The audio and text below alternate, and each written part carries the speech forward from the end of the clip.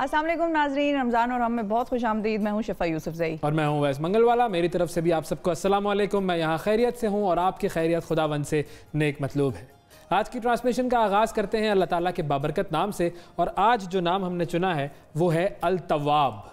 अल-तव्वाब, जिसके बारे में कहा यह जाता है कि ये जो माने हैं ये तौबा से कनेक्टेड है, लेकिन जो असल इसका जो लुग़वी माने अगर हम अरबी के हिसाब से देखें तो इसका मतलब है पलटना। अच्छा, तो जब आप पलटते हैं अच्छाई की तरफ, अल्लाह ताला की तरफ, तो उस अमल को तौबा कहा जाता है। तो ये बेसिकली पलटने के माने में आता है, और इसीलिए अल्लाह ताला के हवाले से ये कहा जाता है कि वो जब इंसान पलटता है तो वो उस पलटने को मानता है, उस पलटने की तरफ देखता है, वो चाहता है कि इंसान पलटे, और उस पलटने के कबूल करने वाली ज़ात जो है अल्लाह ताला वो भी अल्लाह ताला की है। अगर हम इमाम गज़ाली की बात करें तो इमाम गज़ाली ने इसका तर्जुमा अल-तव्वाब का वो किया है कि अल्लाह ताला है वो जो कि इंसान को पलटने की तौफीक देने वाला है। उन्होंने इस एंगल से इसको देखा है, और यही सबसे बड़ी बात होती है जब हम बड़े बड़े स्कॉलर्स को पढ़ते हैं तो देखते हैं कि वो कितनी अलग अलग डायमेंशंस लेकर आते हैं एक अल्लाह ताला के नाम की। तो उन्होंने कहा कि वो पलटने की तौफीक देने वाला है अल्लाह ताला को। अल्लाह ताला इंसान को पलटने की तौफीक देने वाला है। बिल्कुल, आप जब दुआ करते हैं कि अल्लाह ताला मुझे हिदायत दे, तो आप उसी से हिदायत मांग रहे हैं। जब तक वो हिदायत नहीं देगा आप में भी तौफीक नहीं आएगी कि आप तौबा कर सकें। और इसी हवाले से राबिया बसरी से पूछा गया कि क्या गुनाहगार की तौबा कबूल होती है, तो उन्होंने कहा कि तौबा करता ही इंसान उस वक्त है जब अल्लाह ताला उसे तौफीक दे, और जब तौफीक मिल जाती है तौबा की तो फिर तौबा कबूल हो ही जाती है। बिल्कुल। और इस हवाले से एक हदीस भी आती है जिसमें हुजूर अकरम सल्लल्लाहु अलैहि वसल्लम ने फरमाया कि तौबा की मिसाल ऐसी है कि जब इंसान किसी ऐसी हालत में हो कि जब उसकी सवारी खो जाए, वो किसी ऐसे जंगल में है, बयाबान में है, उसकी सवारी खो गई, अब उसके पास कुछ भी नहीं है, अब वो थक हार कर किसी जगह बैठ गया हो और इंतजार कर रहा हो, और अचानक से उसके सामने वो सवारी आ जाए, तो ये जो खुशी होती है बिल्कुल मायूसी के आलम में खुशी, ये है तौबा का मामला कि वो आपको मायूसी के आलम में अल्लाह ताला जब तौबा कबूल कर लेता है तो इंसान, वही बात हो गई ना, अंधेरों से रोशनियों में ले जाने वाला। बिल्कुल, अंधेरों से रोशनियों में ले जाने वाला। 4 जगह पर ये नाम आया है अल्लाह ताला का तौबा करने के हवाले से। तव्वाब जो है ये नाम कुरान करीम में, और 3 जगह तव्वाब के साथ रहीम का लफ्ज़ इस्तेमाल हुआ है, यानी कि तौबा करो तो वो रहीम है, माफ़ कर दे। तो अल्लाह ताला हमें भी तौबा करने की और पलटने की तौफीक अता फरमाए। आमीन आमीन।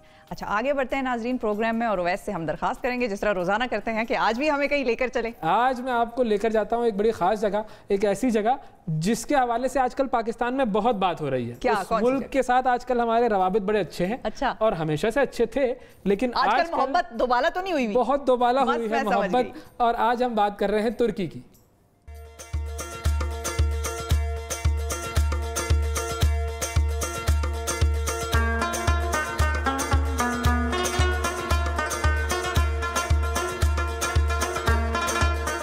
तीन बर्रे आज़मों पर फैली अजीम सल्तनत उस्मानिया के सलातीन की सरजमीन, द लैंड ऑफ लेजेंड्स, तुर्की।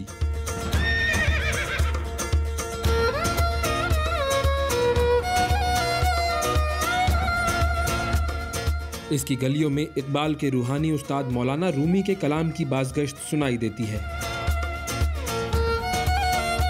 इसके दरो दीवार ने उस्मानी फौजों की फतूहात के जश्न देखे हैं। इस सरजमीन ने सल्तनत उस्मानिया का उरूज देखा है। सल्तनत उस्मानिया तुर्क सरदार उस्मान गाजी के एक ख्वाब की ताबीर थी, जिसका जिक्र बरतानवी मुअर्रिख कैरोलिन फिंकल ने अपनी किताब उस्मान का ख्वाब में किया है। एक रात उस्मान एक बुजुर्ग शेख अदीबाली के घर में सो रहे थे कि उन्होंने एक ख्वाब देखा कि उनके सीने से एक दरख्त उगकर सारी दुनिया पर साया डाल रहा है। सुबह उन्होंने ये ख्वाब शेख को सुनाया।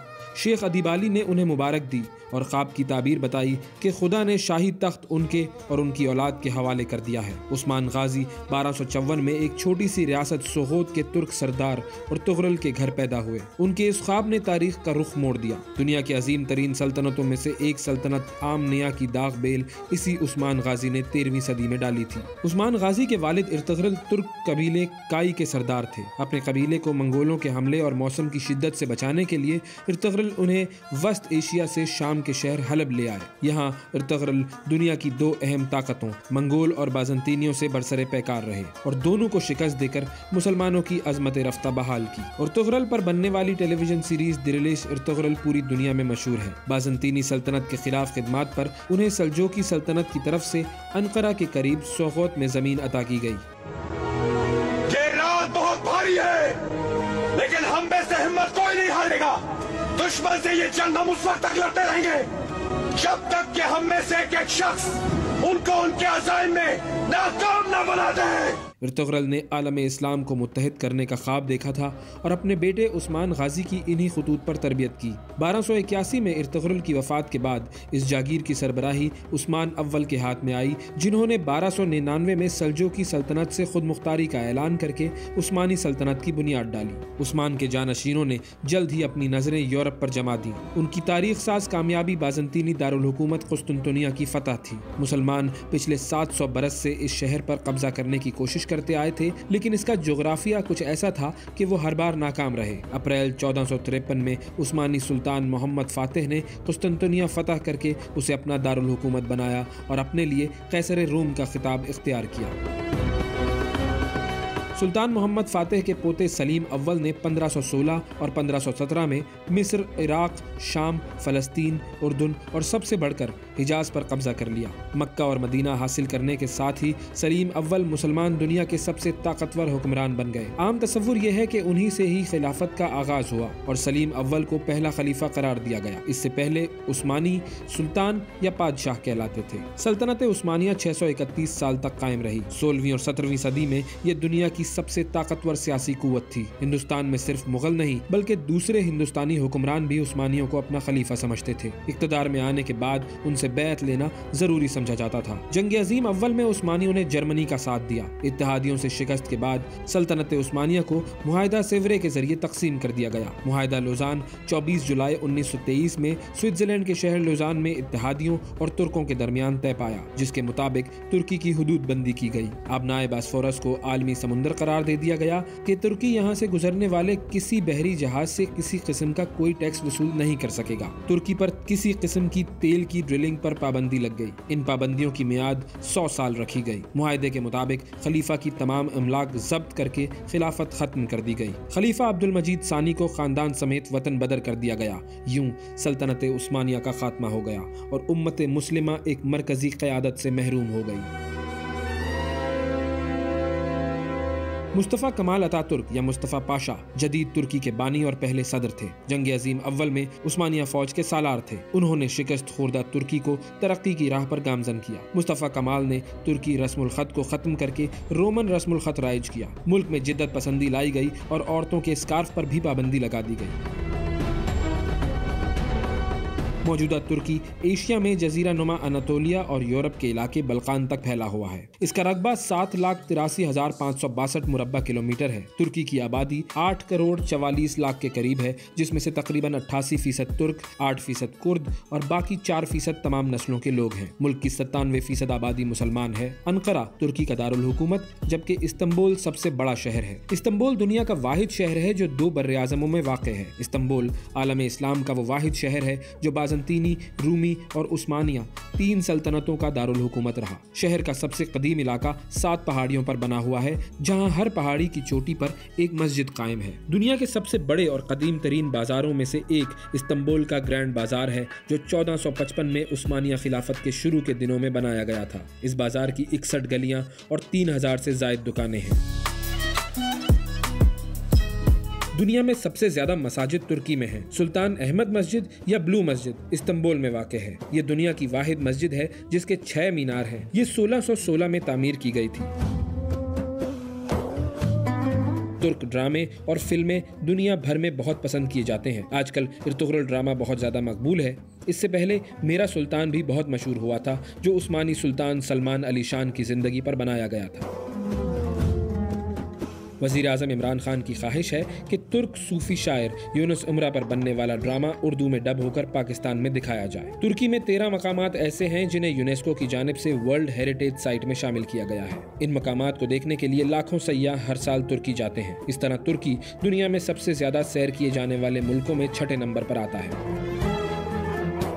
कहा जाता है कि दुनिया का पहला church the Grotto of Saint Peter तुर्की के शहर अंताकिया में है, जबकि सेंटा क्लॉज का ताल्लुक तुर्क शहर पतारा से बताया जाता है। अरारात के पहाड़ों के बारे में मशहूर है कि जब पूरी दुनिया पानी में डूब गई थी, पैगंबर नूह अलैहिस्सलाम की किश्ती इन्हीं पहाड़ों के गिर्द आकर घूमी थी।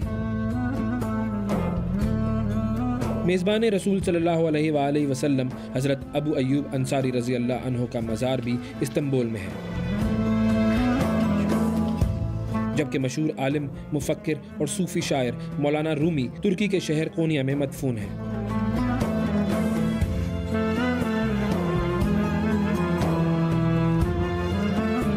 मजहब पसंद रजब तैयब एर्दोआन मुल्क के मौजूदा सदर हैं। मुसलमानों के खिलाफ ज्यादतियों पर ठोस मौक़िफ़ अपनाने की वजह से तैयब एर्दोआन आलम इस्लाम में हीरो बनकर उभरे हैं। 2023 में तुर्की पर लगने वाली 100 साला पाबंदियां ख़त्म हो जाएंगी, जिसके बाद कहा जाता है कि तुर्की में एक नए दौर का आगाज़ होगा।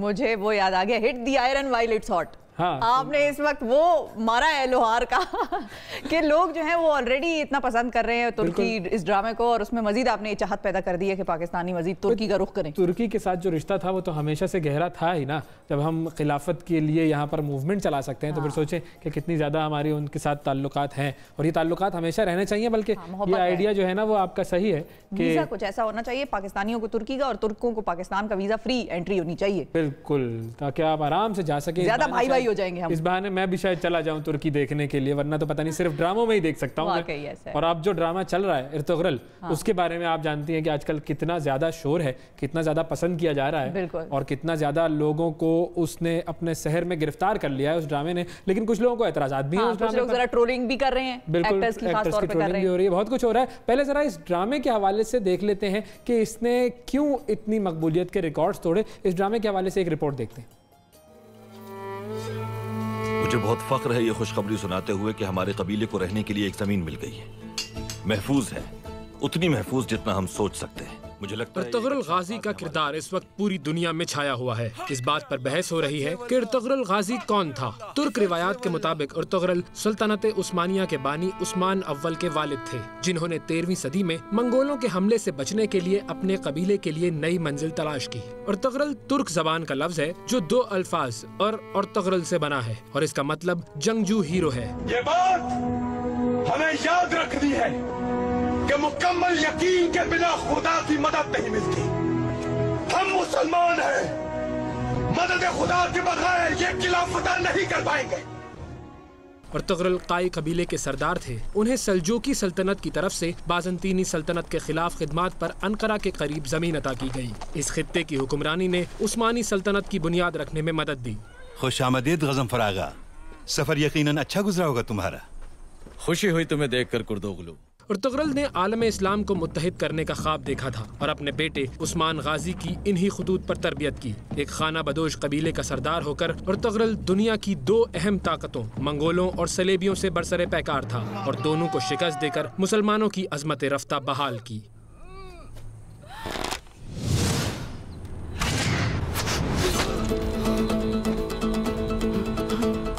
रुक जाओ। इस्लामी फतुहात पर मबनी शोहरा आफाक तुर्किश सीरीज दिरिलिश इर्तुगरल की खिड़की तोड़ नुमाइश जारी है। इस ड्रामे के मद्दाहों में वजीर आजम इमरान खान शामिल हैं। अच्छी कहानी, एक अच्छा हीरो और इसके जंगी मनाजिर, तीनों पहलुओं के साथ ये देखने वालों पर सहर तारी कर देता है।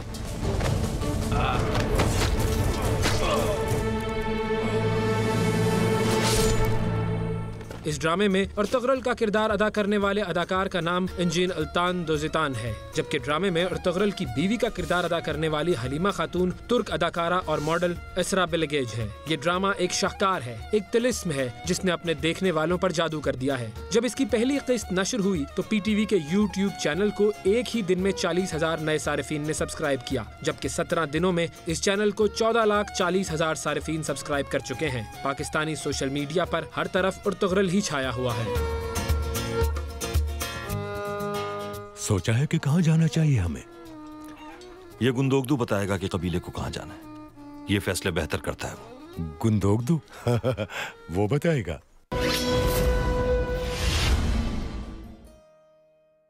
एक छोटा सा वक्फा लेते हैं। वक्फे के बाद जब दोबारा हाजिर होंगे तो पाकिस्तान के मशहूर ड्रामा निगार असगर नजीम सैयद साहब से बात करेंगे इस ड्रामे के हवाले से।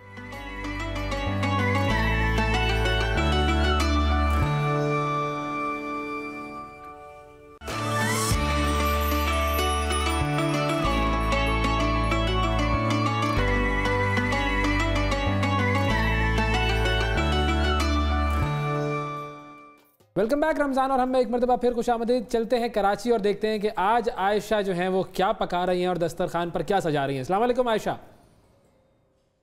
वालेकुम सलाम, अस्सलाम वालेकुम नाज़रीन। उम्मीद करती हूँ सब खैरियत से होंगे और अपने अफ्तारी के लिए चीज़ें बना रहे होंगे, नई नई रेसिपी ट्राई कर रहे होंगे।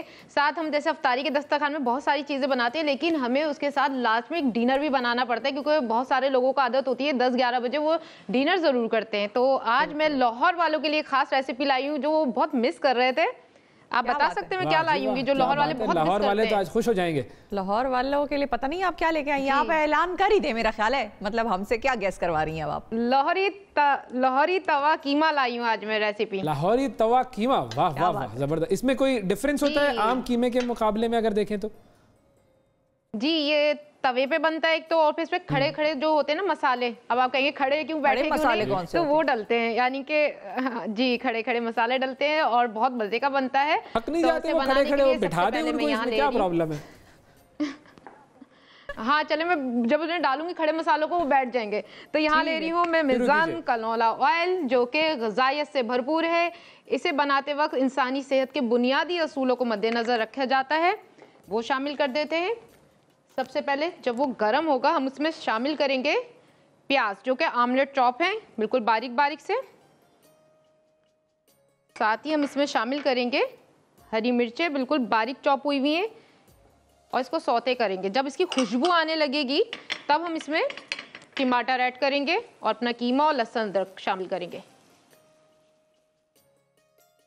गुड, ये आसान रेसिपी आप रेसिपी जब बनाते हैं ना जी, बहुत आसान है, बहुत आसान है और बहुत ही मज़े की बनती है, फेवरेट है। इसमें बाज़ लोग गुर्दे जो होते हैं वो छोटे छोटे उसके पीस वो भी शामिल करते हैं, और हाँ चापे भी जाती हैं इसमें, बॉईल करके मसाले जब आप बनाते हैं तो चापे भी जाती हैं इसमें। लाहौर वाले तो आपको पता है हर चीज़ मज़े से शामिल कर करके उस रेसिपी को और अच्छा कर देते हैं। बिल्कुल, वो गुड़ डालते जाते हैं उसमें। ठीक है जी, हाँ जी। ओके, इसमें गुड़ ना डाल, ये सौते हो गया, बहुत अच्छी इसकी खुशबू आने लगी बहुत अच्छी खुशबू आ रही है। मैं यहाँ टमाटर शामिल कर देती हूँ जो बिल्कुल बारीक चॉप हुए थे। अब टमाटर मैंने यहाँ पे 3 टमाटर लिए हैं और उसे भी आमलेट चॉप करवाया है ताकि जल्दी से गल जाए। मैं इसे कवर करके रखती हूँ, फिर मैं बताती हूँ कि बाकी क्या मसाले इसमें शामिल होंगे। ठीक है, प्याज के खड़े कहला रहे थे, कुटी प्याज 1 प्याज था। ठीक है, 1 हरी मिर्चें 2 थी, हरी मिर्चें 2 जी, 3 टमाटर लिए और आधा किलो कीमा लिया है यहाँ पे मैंने बीफ का। बीफ, ओके ठीक है। अच्छा, ये चिकन में भी बन सकता है ना? इसमें कोई ऐसा जायका तो नहीं है? जी, चिकन में भी बन सकता है, बस थोड़ा सा वो होता है कि चिकन का टेस्ट इतना वो कहते हैं लोग कि अच्छा नहीं आता, बीफ का ज्यादा अच्छा आता है। लेकिन चिकन में बनाए तो उसकी एक अलग रेसिपी किसी दिन दूंगी मैं ना आपको। मैं हैदराबादी कीमा बनाना बताऊंगी चिकन का। ठीक है, लेकिन मैं आपको बता रही हूँ ना, मैं हैदराबादी बताऊंगी। चले मसालों पे आ जाते हैं। कुटी काली मिर्च आएगी इसमें, कुटी लाल मिर्च 1 चाय के चम्मच, कुटा जीरा 1 चाय का चम्मच, हल्दी ½ टीस्पून, लहसुन अदरक का पेस्ट 1 खाने का चम्मच, इसमें लेमन जूस शामिल करेंगे हम, अदरक, नमक और आखिर में पिसा हुआ गरम मसाला, हरा धनिया, और इसे ज़्यादा मज़ेदार बनाने के लिए हम इसमें मक्खन शामिल करेंगे। क्या साथ बॉयल एग भी जाएंगे। अच्छा, एग्स भी जाएंगे पूरा, मतलब बहुत ही दावत है आज तो, समझे ना आप, दावत हो गई है। अगर आप अपने तो घर में रोज होती है, आप तो समझेगा दावत। देखते हैं आप अपनी तरफ दावत कर लेती है रोजाना। हमारे सेट पे होती है ना, अगर हमारे जो देखने वाले नाजरीन है वो आज अपने घर में बनाए ना तो दावत समझेगा कि बहुत ही जबरदस्त रेसिपी बनाई है आज उन्होंने। ठीक है जी, हमारे साथ कॉलर हैं, कॉलर शामिल होने लग गए हैं प्रोग्राम में। अस्सलाम वालेकुम। वालेकुम सलाम। साजिद साहब ओमान से, क्या हाल है आपके? अल्हम्दुलिल्लाह, शुक्र अल्लाह पाक का, ठीक ठाक। आपकी दरख्वास्त शो माशाल्लाह बहुत अच्छा जा रहा है। आपकी ख्वाहिश पे हमने अमल दरामद कर लिया था। हेलो जी साजिद साहब, आवाज आ रही है आपको? जी जी, आवाज आ रही है। मैं 3-4 दिन से ट्राई कर रहा हूँ, लेकिन कल भी काम मिली थी, कट गई थी बीच में। और मैंने आपका शो एक तो बहुत अच्छा है माशाल्लाह, डेली मैं देख रहा हूँ आपका शो। जी, और दूसरे नंबर पे मेरी बेटी मुकद्दस की सालगिरह थी 9 मई को, 9 मई को। हम उन्हें अभी हैप्पी बर्थडे कह देते करनी थी लेकिन फोन ही नहीं था मिल रहा।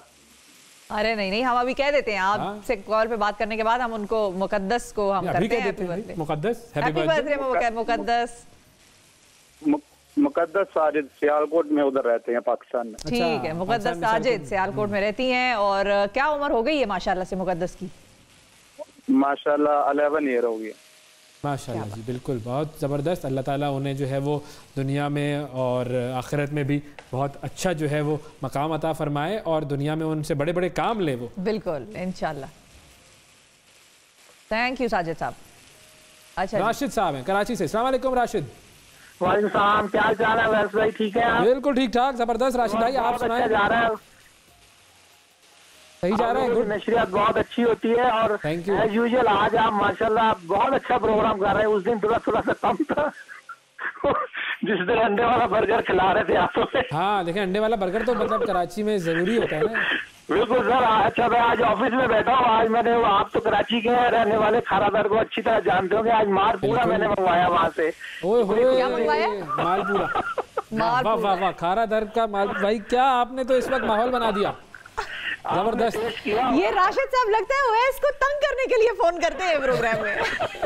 नहीं, ये राशिद साहब जो है ये मोहब्बत करते हैं और इसीलिए जो है वो मालपूरा मंगवा के अकेले अकेले खा रहे हैं। अरे मैं, अच्छा आपके तो चले जज्बात समझ सकते हैं, मेरे जज्बात का सोचें जो कि जिसने खाया भी नहीं है तारीफें ही सुनिए सिर्फ। तो आपको तो नहीं पता ना, तो आप उसके लिए आपको खिलाएंगे बिल्कुल इंशाल्लाह जरूर। आप कराची का विजिट करें, जैसे आप बाहर के मुल्कों में जाती हैं विजिट। अरे नहीं नहीं, कराची भी मैं आई हूँ। देखें कराची आई हूँ मैं 2 मरतबा आई हूँ, बस जरा छोटा था, शॉर्ट विजिट था, लेकिन कराची का था जरूर। बिल्कुल आए। और यहाँ की ये बड़ा पुराना एरिया है खारादर का, और ये पहले जमानों में, अभी तो थोड़ा सा हालात माशाल्लाह काफी बेहतर है। पूरी रात लोग जागते थे, खाते पीते, बड़ी डिशेज चली थी। अब तो हालात कोरोना की वजह से। तो खारादर किस चीज के लिए मशहूर है? खारादर सबसे ज्यादा मशहूर पता है किस चीज के लिए? जी जी, कायदे आजम की जाए पैदाइश वहाँ पर है। अच्छा, यहीं पर वो बिल्डिंग थी, वजीर मेंशन। बिल्कुल ठीक ठीक, क्या बात। और इस वजह से भी मशहूर है कि खारादर कभी बंद नहीं होता। एरिया बड़ा, लोग बड़ी मोहब्बत से रहते हैं, बड़ी गपशप रहती है, और खाना पीना और यहाँ के पान और सिगरेट और ये चाय वाय मशरूबात। बस ये सिगरेट सही चीज नहीं होती है, इससे दूर रहा करें। पान भी एक तरह से मतलब ऐसी आदत से दूर ही रहे। लेकिन ठीक है, बहुत शुक्रिया राशिद साहब, आपने कॉल किया। बड़ा मजा आता है जब आप कॉल करते हैं। बिल्कुल बिल्कुल, हमें बड़ा अच्छा लगता है। आप लोगों की नशरियात बहुत अच्छी। थैंक यू, बस दुआ करते रहे। थैंक यू कि अल्लाह ताला तरक्की देता रहे हमें। महबूब साहब हैं जी सक्खर से। अस्सलाम वालेकुम महबूब साहब। अस्सलाम वालेकुम। क्या हाल है? खैरियत? ठीक ठाक अल्हम्दुलिल्लाह। सुनाइए क्या चल रहा है आज आपके घर में, क्या पक रहा है? आज हमारे घर में चने का पुलाव बनेगा, चने की चाट बन रही है, पकोड़े बनेंगे। माशाल्लाह आपकी दोनों की जोड़ी बहुत अच्छी लग रही है। आयशा से मैंने ये कहना है कि मैंने उनकी 2-3 रेसिपी ट्राई की है, माशाल्लाह इतनी अच्छी बनी है कि जितनी तारीफ की जाए कम है। ये देखें आयशा, खुश हो जाएं आज आप, जश्न मनाएं आज। अस्सलाम वालेकुम, बहुत बहुत शुक्रिया आपका कि आपने ट्राई की, सबसे बड़ी बात, और फिर वो अच्छी बन गई। सबसे पहले मैंने ट्राई की थी काले चने, जो इन्होंने फ्राई करके बनाए, वो इतने टेस्टी बने, जिसको भी भेजे वो कह रहे हैं कहाँ से सीखी। दूसरी रेसिपी मैंने आलू, सफेद चने और काले चने का पुलाव बनाया। यकीन माने कि लोग उंगलियां चाटते रह गए कि कहाँ से सीखा। मैंने वाह वाह, बड़ी मतलब लोग दावत कर रहे हैं आप लोगों की, इसका मतलब है अपने घर पे। तो आप लोग भी आ जाएं, आपकी भी दावत है। आजकल तो सोशल डिस्टेंसिंग वाला मामला चल रहा है ना, हमने आपकी दावत कबूल की और जो आपने बनाया, जाहिर आयशा जब बनाना सिखाती हैं वो तो होता ही उम्दा है, लेकिन अगर आपके भी लोग तारीफ कर रहे हैं तो जाहिर है आपने भी फिर उसको वैसे का वैसा ही बनाया, तो आपकी भी फिर कुकिंग स्किल्स की दाद देनी चाहिए। लेकिन तो मैं भी कुकिंग बहुत अच्छी कर लेता हूँ। बस आयशा कंपटीशन आ गया है। थैंक यू महबूब साहब, किसी दिन रखते हैं फिर। नहीं कर सकता। नहीं थैंक यू महबूब साहब, बहुत शुक्रिया। नहीं जी आयशा, अब कहाँ तक हम जा रहे हैं आगे? जी हाँ, कीमे में मैंने क्या किया था, जब वो टमाटर थोड़े से नरम हो गए तो मैंने उसमें कीमा शामिल कर दिया था। फिर कीमा शामिल करते ही मैंने उसमें ना लहसुन अदरक का पेस्ट शामिल कर दिया है। साथ ही इसमें मैंने जब लहसुन अदरक का पेस्ट और कीमे को अच्छी तरह मिक्स किया, फिर नमक भी शामिल कर दिया ताकि अच्छा सा नमक हो जाए हमारी ग्रेवी। मसाले में अभी नहीं डाल ली, वरना डालूंगी तो सब कीमा काला हो जाएगा। अक्सर लोगों का होता है ना कि कीमा काला हो जाता है, वो इसीलिए होता है कि जब कीमा गला भी नहीं, कुछ भी नहीं है, भुनने के टाइम पे हम ये मसाले डालेंगे, बस ये हमारा गल जाए फिर करें। सेकंड रेसिपी बताऊं मैं आपको आज क्या बना रही हूँ?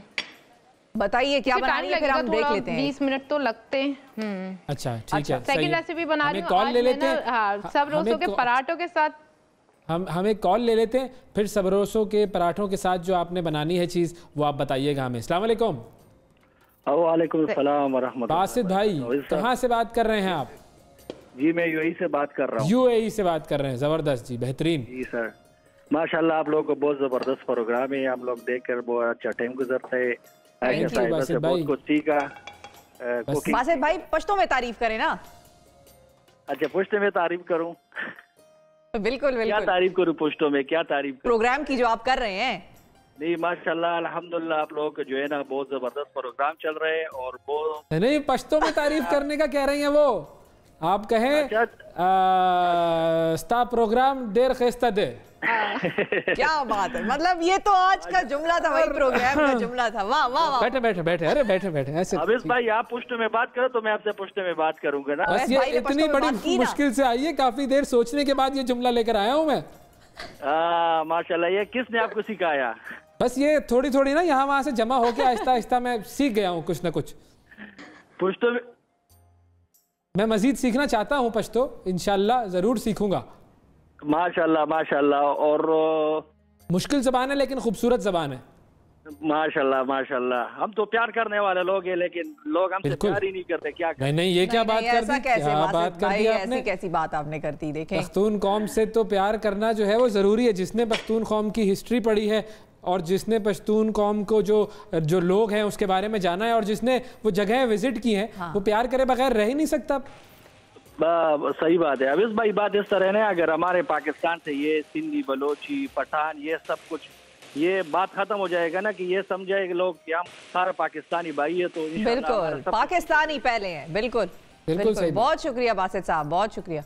अच्छा अब हमारे साथ हैं जी नेक्स्ट कॉलर है हमारे पास। अस्सलाम वालेकुम। वालेकुम सलाम। इमरान साहब लाहौर से। अस्सलाम वालेकुम जी, क्या ठीक है आप? बिल्कुल ठीक इमरान भाई। आज आपके शहर की ये जो डिश बना रही हैं आयशा, जी जी, तवा कीमा।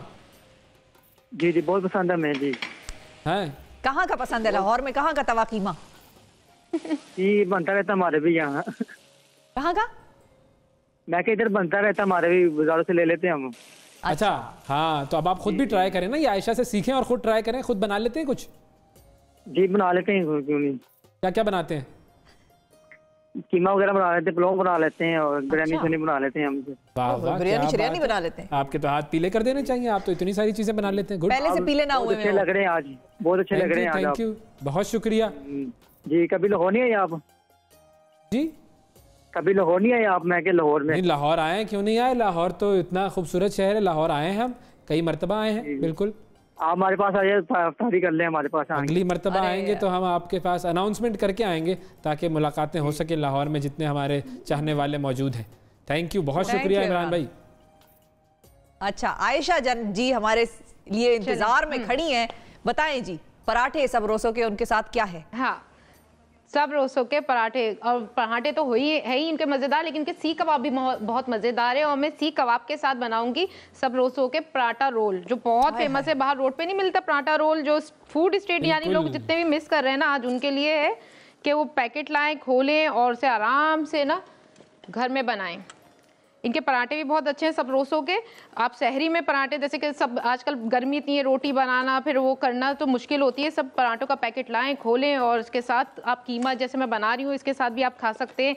और अंडा आमलेट वगैरह जो बनते हैं अंडे के, बहुत सारी चीज़ें उसके साथ भी खा सकते हैं। लेकिन पराठे तो पराठे होते हैं, पैकेट ले लिया है। वाह, और कबाब पराठे तो फिर इंसान को वाकई किसी मतलब कराची वाला पराठे तो आप ऐसे भी खा सकते हैं अगर रोल ना खाएं, या हुसैनाबाद पहुंच जाए। हाँ, मैंने पैकेट खोल लिया है। ठीक है, बस इसे क्या करना है, ये मैंने आपको पहले भी बताया था कि ये प्रॉपर कुक हुए हुए हैं, हमें सिर्फ इसे गर्म करना है। इनकी 3 रेंज है, जिसमें एक चिकन होती है जो बिल्कुल कच्ची होती है, एक होता है जो हाफ डन हुए हुए होते हैं, उसे हमें फ्राई वगैरह करने होते हैं, और एक जो होते हैं बिल्कुल प्रॉपर कुक हुए हुए होते हैं। बस इसे अवन में आप बेक थोड़ी देर गर्म कर सकते हैं, और या आप पैन में थोड़ा सा, मैं यहाँ मेज़ान ऑयल शामिल कर रही हूँ, उसे ग्रीस करूँगी और ये सीख कबाब डालूंगी और इसे 5 से 6 मिनट लगेंगे और ये गर्म हो जाएंगे। सिर्फ हमें गर्म करने। वाह जबरदस्त, तैयार है। पहले ये शुरू कीजिए इसको गर्म करना। हम जब तक डॉक्टर सहर चावला के पास जाते हैं, क्योंकि हमने बात उनसे बड़ी अहम करनी है। कोरोना वायरस फैलने के बाद से जो साइंसदान हैं इस वबा के मुतालिक ज़्यादा वजन वाले अफराद को मुतनब्बा करते आए हैं कि मोटापे का शिकार अफराद इस वायरस से ज़्यादा उनका इन्फेक्शन हो सकता है, मुतासर हो सकते हैं, और उनकी अमवात का खतरा भी ज़्यादा होता है। ओबीस जिसको हम जी बिल्कुल। तो अगर ओबेसिटी का शिकार हैं आप, तो आपको कोरोना से ज़्यादा एहतियात की ज़रूरत है। और अगर बरतानवी आदादोशुमार की बात करें तो इस हवाले से इंकशाफ ये सामने आया है कि जो लोग मोटापे का शिकार हों उनकी कोरोना वायरस से मौत होने का खतरा 40% ज़्यादा होता है। बरतानवी अस्पतालों में जो लोग कोरोना वायरस की वजह से इंतहाई निगहदाश्त वार्ड्स में पहुंचे, उनमें से अक्सरियत ऐसे लोगों की थी जो कि मोटापे के शिकार थे। और मोटापे का शिकार लोगों को कोरोना वायरस से क्या ख़तरा है, कैसे मोटापे का शिकार लोग कोरोना से बचने के लिए कोशिशें कर सकते हैं, और रमज़ान में ज़्यादा वजन वाले लोगों का क्या मामूल होना चाहिए, माहिर ग़िज़ाइयत डॉक्टर सहर चावला हमारे साथ मौजूद है। अस्सलाम वालेकुम। वालेकुम अस्सलाम। हाँ जी, तो सबसे पहले ओबेसिटी मैं सबसे पहले इस बात का थोड़ा सा न्यूमेरिकल डाइसेक्शन करना चाहूंगी जो अभी आप बात कर रहे थे। ब्रिटिश इंटेंसिव केयर रिसर्च सर्वे ने ये रिजल्ट दिया, जो पहले 196 उनके पास केसेस रिपोर्ट हुए थे। आप बिल्कुल सही बात कर रहे हैं। उसमें जो 70% थे वो ओबीस थे, और उसमें से जो फिर आगे स्वेयर कॉम्प्लिकेशंस को पहुंचे उसमें से 80 से 85% ओबीस थे। तो उन्होंने कोरिलेशन निकाला है ओबेसिटी के बीच और कोरोना वायरस के बीच, जो कि डेफिनेटली कोरिलेशन है। एक बात मैं क्लियर कर दूं कि कोरिलेशन और कॉजेशन में डिफरेंस होता है।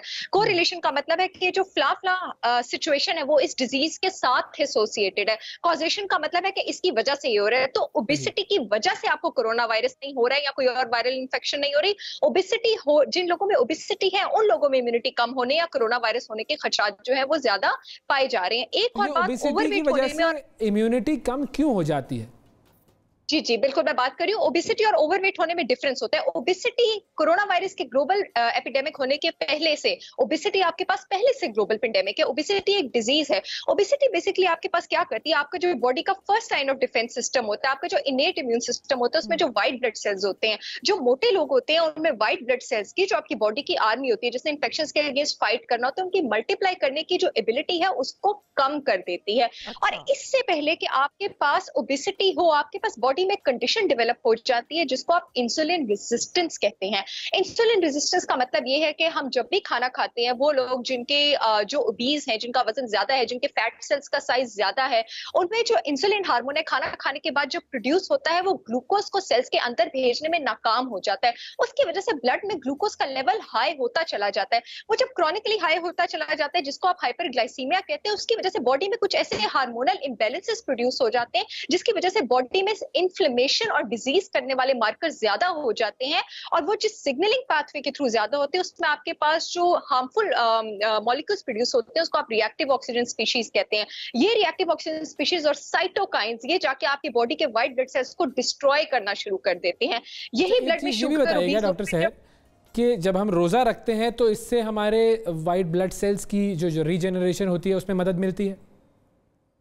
देखिए, जब आप रोजा रखते हैं आपकी बॉडी की सारी सेल्स की रीजनरेशन होती है। जब आप 2 से 3 हफ्ते कंटिन्यूअसली रोजा रखते हैं तो आपकी बॉडी में ऑटोफेजी स्टार्ट हो जाती है। ऑटोफेजी का मतलब है सेल्फ रिन्यूअल का प्रोसेस, यानी वो सेल्स जो बॉडी में डैमेज और वॉर्न आउट है स्टार्ट हो जाती है, और वो सेल्स जिनको अब हीलिंग चाहिए उसकी वजह से जो नए सेल्स है, स्टेम सेल्स की प्रोडक्शन शुरू हो जाती है। रोजा रखने की वजह से एक और बहुत कमाल की बात होती है, जब आपके रोजे का ड्यूरेशन 12 घंटे से ऊपर चला जाता है तो आपकी बॉडी में जो इंसुलिन के लेवल्स है वो 0 पे चले जाते हैं। जब इंसुलिन के लेवल्स 0 पे चले जाते हैं तो बॉडी के पास और कोई रास्ता नहीं बचता सिवाय इसके कि वो फैट को बर्न करे। और ओबीस लोगों में आप क्या टारगेट करना चाह रहे हैं, आप फैट को बर्न करना चाह रहे हैं। और जब आपके पास फैट बर्न होना शुरू हो जाता है तो फैट सेल्स का साइज भी छोटा होना शुरू हो जाता है, जिसकी वजह से ग्लूकोज जो है वो ब्लड से सेल्स में जाना शुरू हो जाता है और सारे हार्मोनल इंबैलेंसेस भी आहिस्ता आहिस्ता आपके पास करेक्ट होना शुरू हो जाते हैं।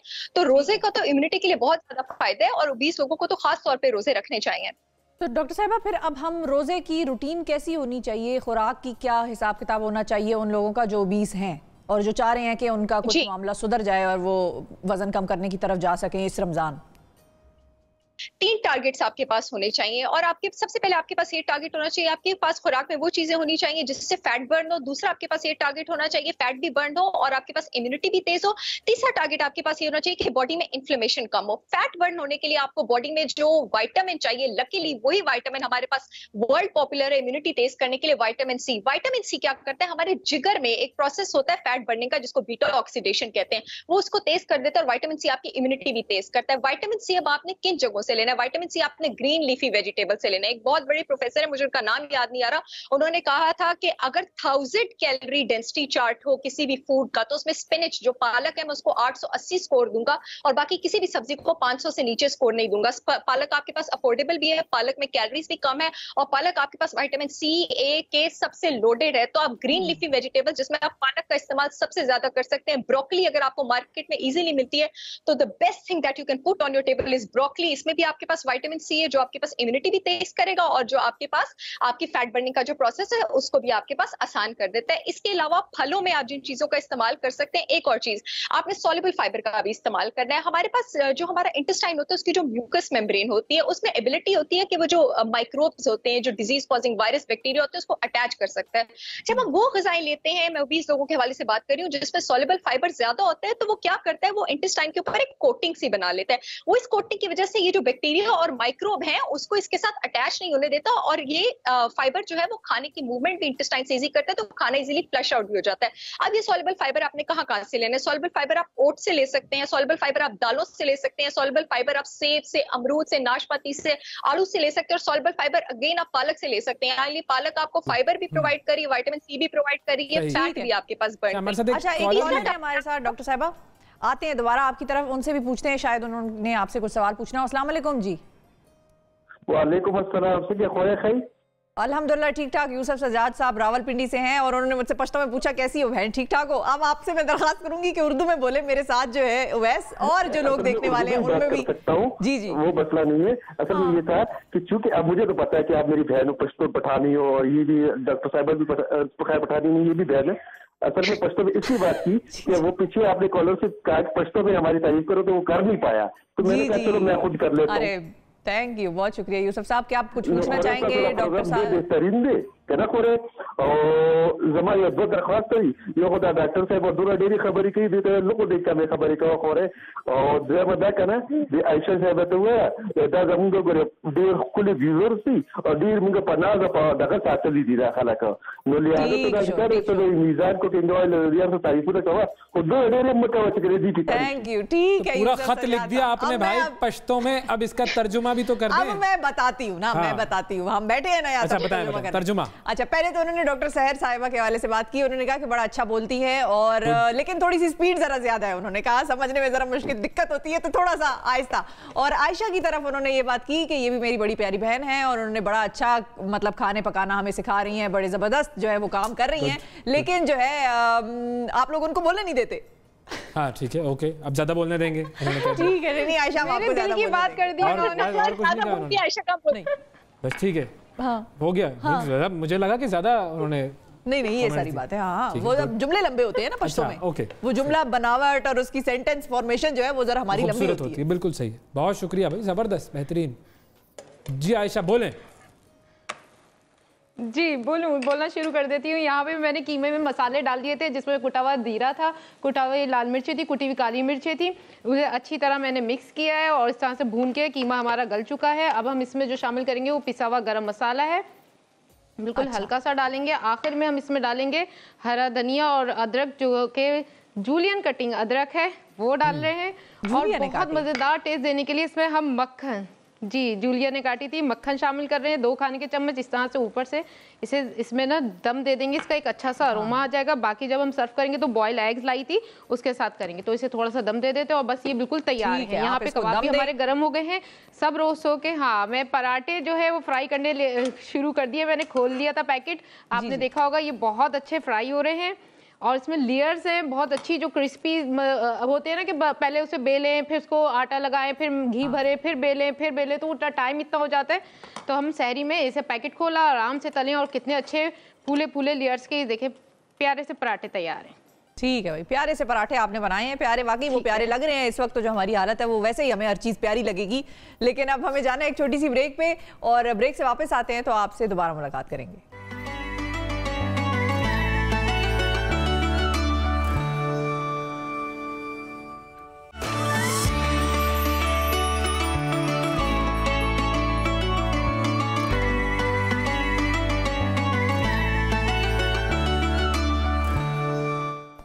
Welcome back. डॉक्टर सहर की तरफ चलते हैं। डॉक्टर सहर साहिबा, ये बताइए कि ये जो इन्फ्लेमेशन कम करने वाली जो ग़िज़ाएँ हैं, कौन से ऐसी सब्जियां हैं, क्या खाएं अगर हम चाहते हैं कि इन्फ्लेशन कम हो?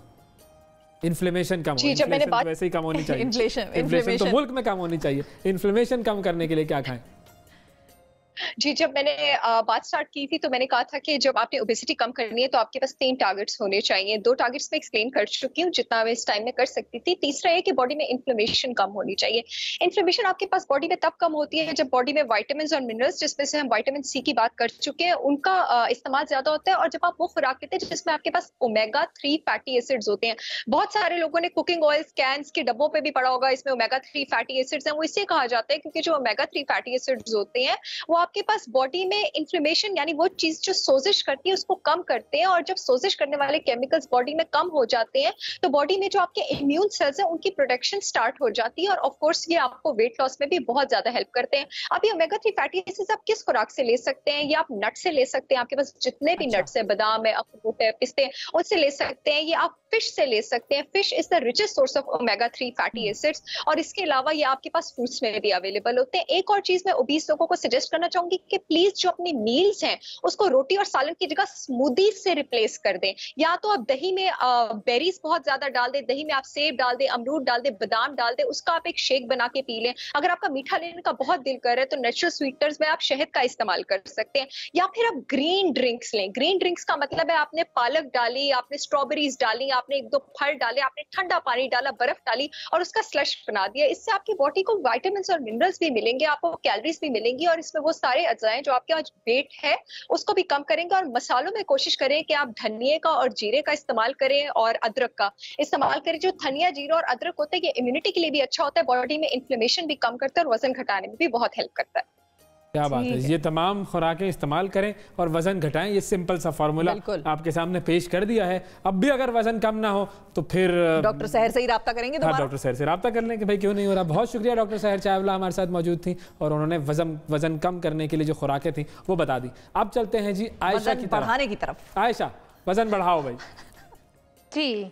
यहाँ पे कबाब भी गर्म हो गए हैं। मैंने कहा था इससे मैं ज़रा टर्किश वो दे रही हूँ टच, तो उसके लिए मैं क्या करूँगी, प्याज गर्म हो गए हैं, इसी में मैं जूलियन कटिंग टमाटर शामिल कर दूंगी और जूलियन कटिंग शिमला मिर्च बिल्कुल समझ गए हम, और साथ ही प्याज शामिल कर रही हूँ। जी समझिए आप। करने के लिए आपको ये सारी चीज़ें डालने की ज़रूरत नहीं थी, आप इसके ऊपर एक बोर्ड लगा दी थी अर्तुगरुल कबाब फिर देखें आप टर्किश हो जाता।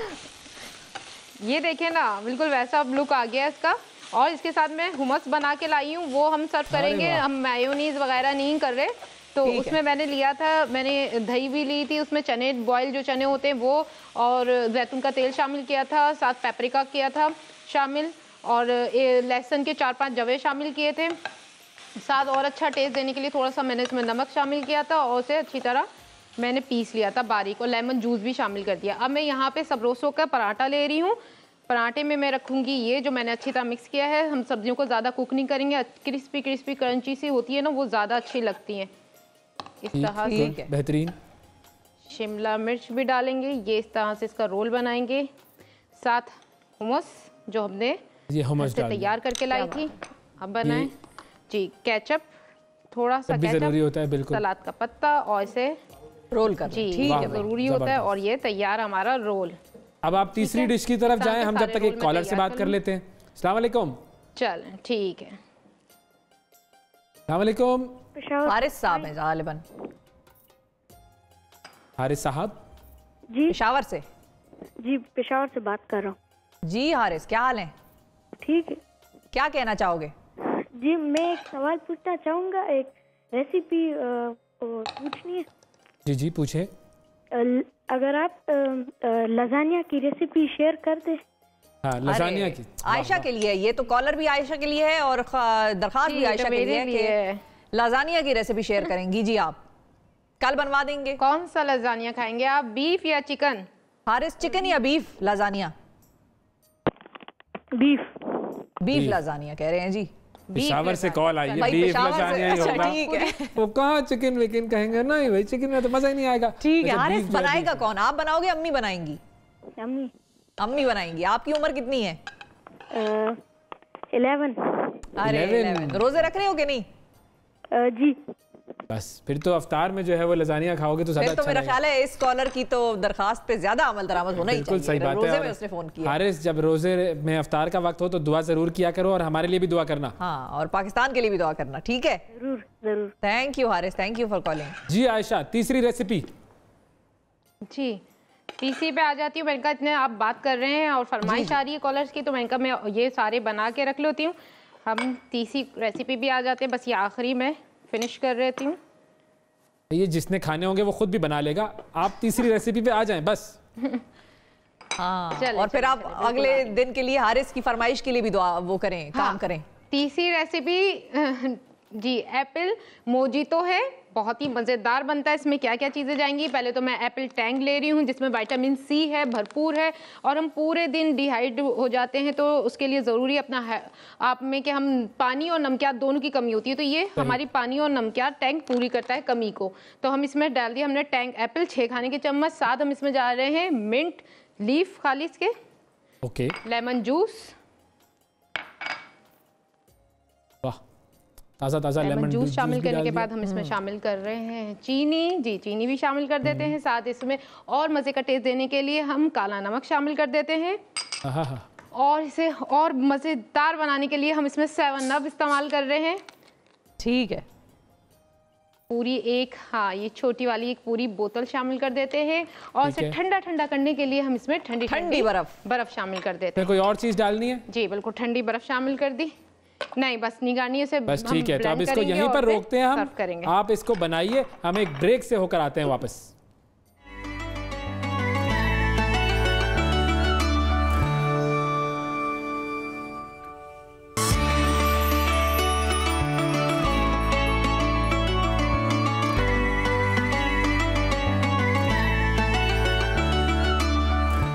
वेलकम बैक रमज़ान, और हम एक मरतबा फिर खुशामदीद कराची चलते हैं और आयशा से जानते हैं कि वो तमाम चीज़ें जो कि ब्लेंडर में चली गई थी उनका क्या बना।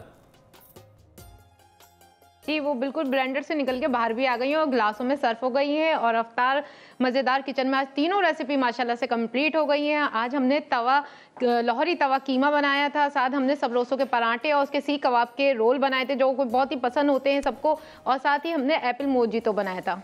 ठीक है, एप्पल मोजितो जो है वो तो मुझे दे दो, बाकी कीमे के बारे में जो कीमा था, तवा कीमा, उसकी रेसिपी अगर आप रिकैप कर दें तो हम कोशिश कर लेंगे कुछ। जी बिल्कुल।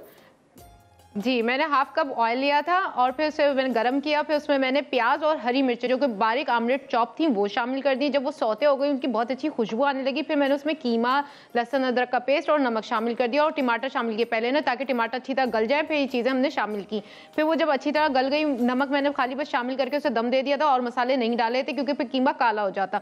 जब सब चीज़ें अच्छी तरह गल गई, फिर भुनने को आ गया, तो फिर मैंने उसमें कुटी हुई लाल मिर्च डाली, कुटी हुई काली मिर्च डाली, पिसा हुआ गरम मसाला डाला, और साथ मैंने इसमें बहुत ही मज़ेदार कुटी लाल मिर्च और कुटी काली मिर्च तो डाली थी, साथ उसमें मैंने नमक डाला और ज़ीरा, कुटा हुआ ज़ीरा डाला था। फिर वो सब अच्छी तरह मैंने मिक्स किया और उसे अच्छा भूना, और फिर आखिर में लेमन जूस शामिल किया, ऊपर से मैंने अदरक सर्व की और बॉयल एग, और आखिर में एक मक्खन भी डाला था जिससे बहुत अच्छा टेस्ट और बहुत अच्छी खुशबू आ जाती है। वाह, तो ये एक तरीके से मखनी कीमा हो गया ये। अच्छा, जो लोग डाइट कर रहे होंगे वो मक्खन भी ना डालें, और वो पराठे पे भी तेल जो है वो कम ही इस्तेमाल करें। पराठे का हमने सबरोसों के पराठे लिए थे, इसके साथ भी कीमा खा सकते हैं, और हमने रोल बनाए थे सबरोसों के, सीख कबाब लिए थे और उसके हमने रोल बनाए थे। थोड़ा सा टर्किश वो टेस्ट देने के लिए हमने शिमला मिर्च, टमाटर और प्याज को और नींबू उसका जूस मैंने डाला था, और फिर उसे मैंने उसी जो पैन में कबाब गर्म किए थे उसी में डाल के टोस्ट किया, और फिर से जब रोल बनाए तो उसकी लेयर लगाई। हुमस मैंने तैयार करके लेके आई थी, वो मैंने उसकी लेयर्स लगाई, केचप लगाया और उसे भी रोल करके लगा लिए। यहाँ पे हमने टैंग से बनाया था एप्पल मोजितो। तो एप्पल हमने टैंग लिया था, ये एक फ्लेवर है जो कि मुझे टैंग में मिला है और मुझे बहुत पसंद है एप्पल फ्लेवर। मैं ढूंढती फिरती थी कि कोई ऐसा आए कि फ्लेवर कोई बने और फिर मैं पीऊँ और उससे अपना रोज़ा खोलूँ। तो यहाँ पे मैंने टैंग का एप्पल फ्लेवर लिया था, उसमें मैंने मिंट डाला था, लेमन जूस डाला था, 7 अप डाली थी ड्रिंक बहुत अच्छा करने के लिए। थोड़ा सा चुटकी भर मैंने काला नमक शामिल किया था और लेमन जूस शामिल किया था और उसे ठंडी ठंडी बर्फ के साथ पीस लिया था। ठंडी ठंडी बर्फ के साथ पीस लिया था और हमारा ठंडा ठंडा सा एप्पल मोहितो जो है वो तैयार है। ठीक है, थैंक यू आयशा, बहुत शुक्रिया। बड़ी ज़बरदस्त आपने दस्तरखान जो है ये सजाया हुआ है और बस अब देख के हम इंतज़ार ही कर रहे हैं कि यहाँ पर हमारा टाइम हो जाए। बस चंद ही लम्हात रह गए, हम बिल्कुल लम्हात रह गए हैं, तो फिर हम भी अफ्तार की तरफ चलते हैं और आप लोग भी अफ्तार की तरफ जाइए। कल हम आपसे दोबारा मुलाकात करेंगे, उस वक्त तक के लिए अपना ख्याल रखिए। अल्लाह हाफिज़।